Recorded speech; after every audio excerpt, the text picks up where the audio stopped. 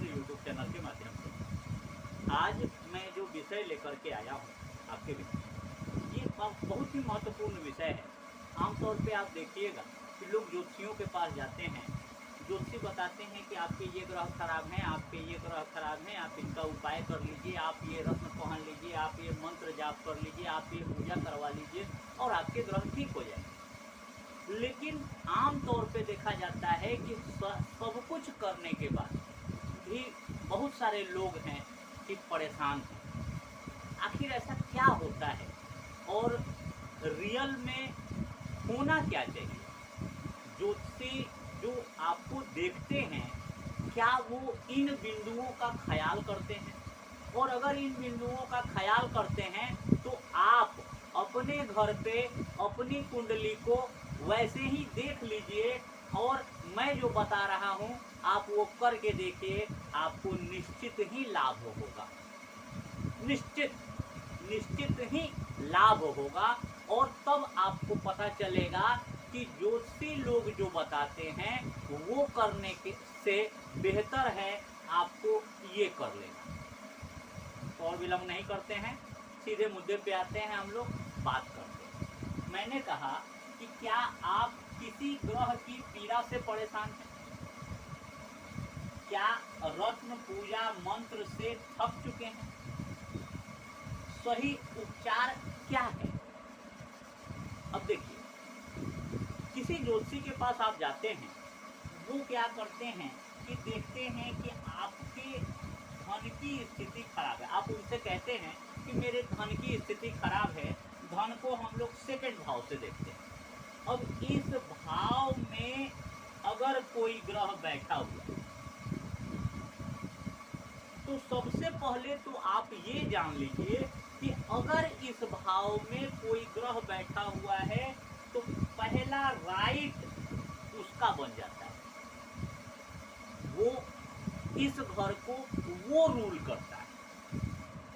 मान लीजिए कि कोई ग्रह नहीं बैठा हुआ, ये घर खाली है, मान लीजिए यहाँ कोई भी नंबर पड़े हुए हैं, आपकी किसी भी लग्न की पत्रिका हो, यहाँ कोई भी नंबर पड़ा हो सकता है।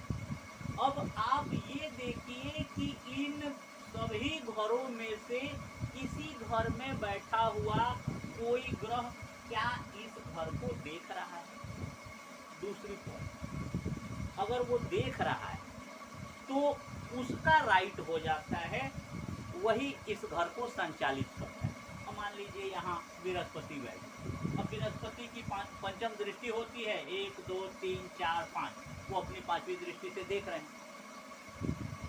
अब वो देख रहे हैं तो वही इस घर को संचालित करेंगे, क्योंकि इस घर में कोई नहीं बैठा हुआ है तो वो संचालित करें। अब मान लीजिए कि यहाँ बृहस्पति बैठे हैं, यहाँ से बृहस्पति देख रहे हैं और यहाँ आकर के शनि बैठे। अब शनि की तीसरी दृष्टि होती है, शनि भी देख रहे हैं। एक शुभ ग्रह है और एक पाप ग्रह है। अब मुझे क्या करना है? इस व्यक्ति का उपचार करना है। मैं मुद्दे पे आऊं तो दूसरी चीज तो ये हो गई कि कोई ग्रह देख रहा है, अगर देख रहा है तो उसके पास इसके राइट हो जाता है। अगर मान लीजिए कि ये घर भी खाली है और कोई ग्रह देख भी नहीं रहा है, तो अब देखा जाता है कि इस घर में कौन सी राशि पड़ी हुई है। अब मान लीजिए यहाँ 3 नंबर राशि पड़ी हुई है, तो ये हो गया मिथुन राशि, और मिथुन राशि का स्वामी हो गए बुध। अब बुध चाहे इस पत्रिका में जहाँ भी बैठे हों, अब इस घर का कंट्रोल बुध के हाथ में चला जाए। ये 3 कंडीशन हो गई। अब चौथी बात, शास्त्र ने कहा कि कुछ शुभ ग्रह है। आप जानते हो, बहुत अच्छी बात है, नहीं जानते हो आपको ये भी जानना चाहिए। शास्त्र ने कहा कि कुछ ग्रहों को शुभ कहा गया और कुछ ग्रहों को पाप ग्रह कहा गया। गुरु शुभ ग्रह है, शुक्र शुभ ग्रह है, चंद्रमा शुभ ग्रह है। पाप ग्रह में कौन कौन आते हैं? शनि पाप ग्रह है, मंगल पाप ग्रह है, राहु पाप ग्रह है, केतु पाप ग्रह है, और सूर्य जो है वो ना शुभ ग्रह है ना पाप ग्रह। इनको कहा गया क्रूर ग्रह है, क्रूएल है। उसके बाद एक ग्रह बचते हैं बुध। बुध को द्विस्वभाव ग्रह कहा गया। अगर अच्छे के साथ बैठेंगे तो अच्छा बिहेव करेंगे, बुरे के साथ बैठेंगे तो बुरा बिहेव करेंगे। इसीलिए क्योंकि शास्त्रों ने इनको बच्चा कहा है, युवराज कहा है। तो ये तो ग्रह हो गए।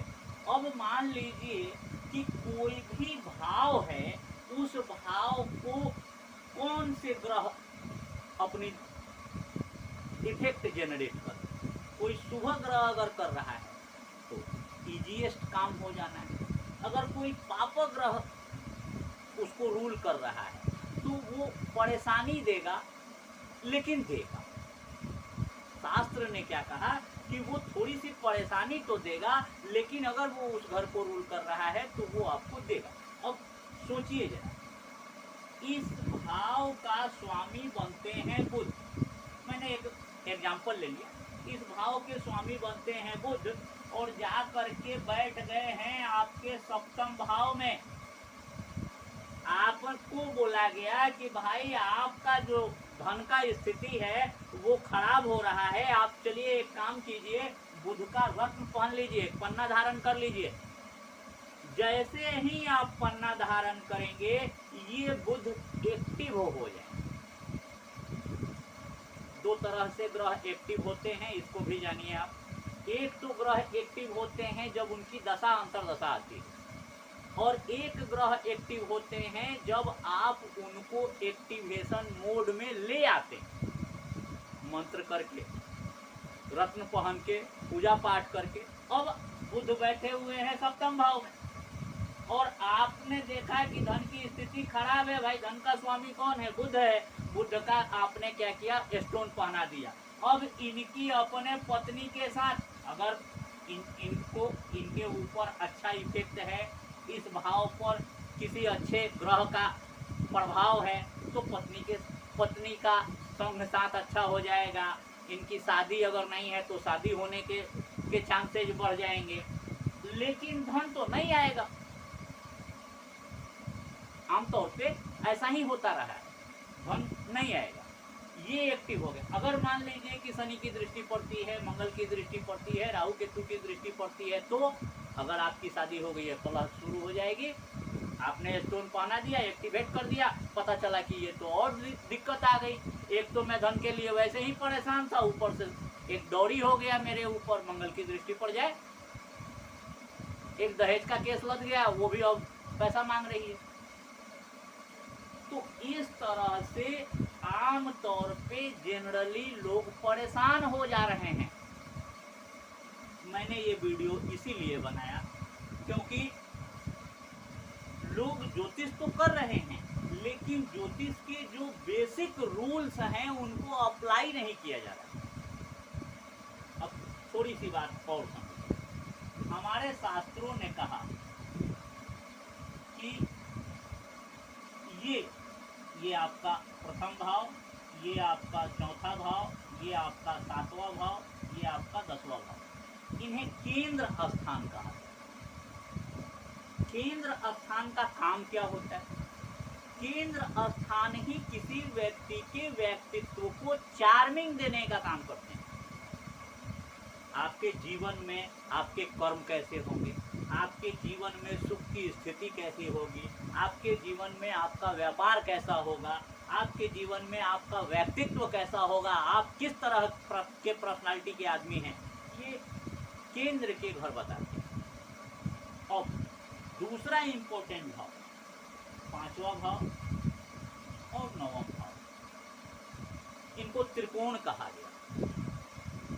एक से हम लोग पूर्व पुण्य भाव का विचार करते हैं, तो दूसरे से व्यक्ति के धर्म का और उनके गुरु का विचार करते हैं, उच्च शिक्षा का विचार करते हैं। तो व्यक्ति अगर ज्ञानी होगा, उच्च शिक्षित होगा, तो निश्चित ही बेहतर कर्म करेगा। तो इनका भी विचार होगा। अब चूंकि सभी ग्रहों को कुछ ना कुछ बांट दिया गया है, तो आपको इसका विचार कर लेना चाहिए कि इसके स्वामी अच्छे हैं या बुरे हैं, कोई शुभ ग्रह हैं या पाप ग्रह।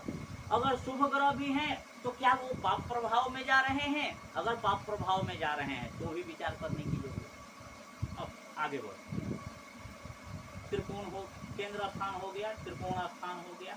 अब कहा गया उपचय स्थान।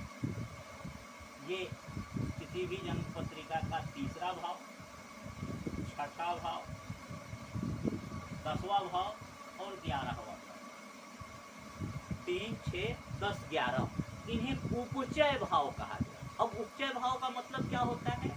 जैसे जैसे टाइम बढ़ता जाएगा वैसे वैसे ये भाव ग्रोथ करने वाले होते हैं, समय के साथ ग्रोथ करने वाले, इसीलिए इनको उपचय भाव कहा गया। अब मान लीजिए कि किसी की पत्रिका में उपचय भाव का स्वामी होकर के कोई ग्रह अच्छी स्थिति में बैठा हुआ है, क्या हम डिसीजन लेंगे?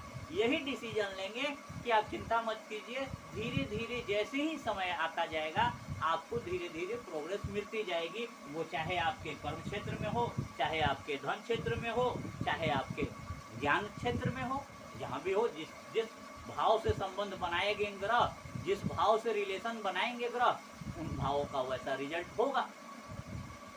तिरसठाया भाव 6, 8, 12 को, ये छठा भाव, ये अष्टम भाव और ये 12वां भाव, इनको त्रिसठाया भाव कहा गया। आमतौर पे बहुत सारे ज्योतिषियों को मैंने देखा कि अष्टम भाव से वो लोग मृत्यु का विचार करते हैं, बोलते हैं अष्टम भाव मृत्यु का भाव है। नहीं, अष्टम भाव मृत्यु का भाव नहीं है बंधु, अष्टम भाव आयु का भाव है। अष्टम भाव गुप्त धन का है, अष्टम भाव आपकी गुप्त ज्ञान को दर्शाता है, अष्टम भाव आपको जीवन में अचानक मिलने वाले धन को बताता है, आपके जीवन में बड़े परिवर्तन को बताता है, आपके ऊपर गॉड ग्रेस को बताता है। लोगों ने केवल उसकी बुराई को सामने रखा, क्या तो ये मृत्यु का भाव नहीं है। इनसे हम लोग मृत्यु के कारण का पता लगा। मारक भाव, अब आ जाइए, मारक भाव कौन कौन से हैं? ये आपका सेकंड हाउस, ये आपका थर्ड हाउस, ये आपका 7th हाउस, ये आपका 8th हाउस, ये मारक भाव। ये इनको हम लोग मार्केस बोलते हैं। तो इसमें भी सबसे पहले ये दूसरा भाव आता है, अष्टम से अष्टम, ये मारक भाव। तो इन सारी स्थितियों का विचार करने के बाद अब मैं आपको मूल मुद्दे पर ले चलता हूं। कहा गया चर राशि, 1, 4, 7, 10 की राशियां चर राशि, यानी ये जो 1 नंबर है, 4 नंबर है, 7 नंबर है, 10 नंबर है, ये यानी मेष राशि, कर्क राशि, तुला राशि और मकर राशि, इनको चर राशि कहा गया। चर मतलब मूवेबल हैं, ये एक जगह ठहरने वाले नहीं है। अब मान लीजिए किसी चर राशि में, अब यहीं आपके 7 नंबर है, तुला राशि। अब ये तुला राशि आपके धन का स्वामी है और ये पाप प्रभाव में भी है, और चूंकि आप देख रहे हैं कि ये चर राशि है, मूवेबल है। अब आप बैठ जाइए घर पे या बैठ जाइए एक दुकान पे कि भैया मैं तो अब यहीं से जो कमाऊंगा सो कमाऊंगा, क्या कमाइएगा आप? आपकी राशि तो कहती है कि मूव कीजिए, घूमते रहिए, तब पैसा आएंगे। वो राशि आपको बता रही है कि भैया आपके धन का क्या हाल है, तो आपका धन तो मूवेबल है, जितना भ्रमण करेंगे, जितना घूमेंगे फिरेंगे, पैसा आएगा। एक जगह स्थिर दिमाग लगाएंगे पैसा नहीं आएगा, दिमाग को नचाते रहेंगे पैसा आएगा। तो इस तरह से बहुत सारी चीजों का विचार करना होता है, और चर राशि, स्थिर राशि और द्वितीय भाव राशि मैंने लिख दिया है। अब अंत में मैं आपसे एक बात करना चाहता हूं। मान लीजिए कि आपके किसी भी भाव का स्वामी, मान लीजिए कर्म भाव का स्वामी अष्टम भाव में बैठ गया। आप कहते हैं कि भाई साहब मैं नौकरी करूं, मैं रोजगार करता हूं, वो नहीं चलता है, मैं नौकरी करने जाता हूं, वो नहीं चलता है, मैं कोई भी काम में हाथ लगाता हूं, सफल नहीं हो पाता। क्या कह रहा है? ये कह रहा है कि आपका कर्म अष्टम से जुड़ा होना चाहिए, अष्टम भाव क्या है? जीवन का भाव है, मृत्यु का भाव। तो अब अष्टम भाव से जुड़े काम, आप LIC एजेंट हो जाइए, आप कफन दफन का कारोबार करने लगिए, बहुत अच्छा काम करेंगे आप, बहुत राइज करेंगे आप। क्यों? क्योंकि आपका ग्रह आपसे यही चाहता है, आप प्रभु के पास से यही लेकर के आए हैं कि आपको यही करना होगा। अगर आप ऐसा करते हैं तो ही आपके जीवन में आपके कर्म प्रोग्रेस करेंगे। आप उसके विरुद्ध जाइएगा, आप कहिएगा भाई साहब मुझको नौकरी चाहिए, मुझको रत्न पहना दीजिए, मुझको मंत्र बता दीजिए, मुझको यंत्र बता दीजिए, कुछ भी कर लीजिएगा, आपका कुछ भला नहीं। क्यों? क्योंकि प्रभु ने यही असाइन करके आपके लिए भेजा है कि आपको इस जीवन में यही काम करना है। आप रिसर्चर हो सकते हैं, आप क्या कहते हैं उसको, गुप्त विधाओं की ज्ञाता हो सकते हैं, आप उस फील्ड में जाइए। आप तंत्र मंत्र के ज्ञाता हो सकते हैं, आप ज्योतिषी हो सकते हैं, आप उस विधाओं में प्रयास कीजिए। लेकिन आप कहिएगा नहीं साहब मुझको तो सरकारी नौकरी चाहिए, तो ग्रह आपसे चाहता कुछ है और आप ग्रह से चाहते कुछ हैं, तालमेल नहीं बैठेगा भैया, जीवन भर उपचार करवाते रह जाइएगा, कोई लाभ नहीं। बेस को समझिए, अगर आपने बेस को समझा तो आपके ग्रह आपके लिए, आपके जीवन में आपसे कुछ प्रॉमिस चाहते हैं, वो कह रहे हैं कि आप इस रास्ते चलिए, आप उस रास्ते चल पड़िए। आप देखिएंगे कि प्राकृतिक भी आपके सहयोग में हो गई, स्थितियां, परिस्थितियां भी आपके सहयोग में हो गई। तो ये एक छोटी सी जानकारी मैं आप लोगों से आज साझा किया। उम्मीद करता हूँ आपको इसमें बहुत रस आया होगा, बहुत कुछ सीखने को, समझने को मिला होगा। ज़्यादा से ज़्यादा लोगों को शेयर करें, लाइक करें, सब्सक्राइब करें, यही आपसे कामना है। इसी के साथ धन्यवाद।